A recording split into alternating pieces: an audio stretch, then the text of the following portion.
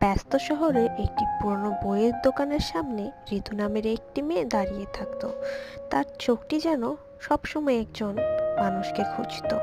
ঠিক সেই মানুষটি হচ্ছে একটা ছেলে, যে প্রতিদিন দুপুর 2টা বাজে সেই পুরনো বইয়ের দোকানে আসতো এবং তার হাতে থাকতো বই, একটি হলুদ রঙের বই। সাথে সে প্রতিদিন 2টি করে বই পছন্দ করে নিয়ে বের হয়ে যেত বইয়ের দোকান থেকে। ঋতুর সবসময় জানতে ইচ্ছে করতো এই হলুদ রঙের বইটি কিসের।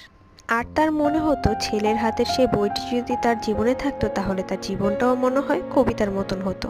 একদিন ঋতু খুব সাহস করে ভাবলো আজকে সে কিছু একটা করবে। তাই সে হাতে সময় নিয়ে সেই দোকানের ভেতর ঢুকলো।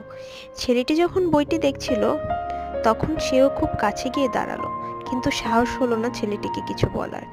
ছেলেটি বই নিয়ে যখন বের হয়ে গেল, ঋতুও আবার দূর থেকে মন খারাপ করে দেখতে থাকলো।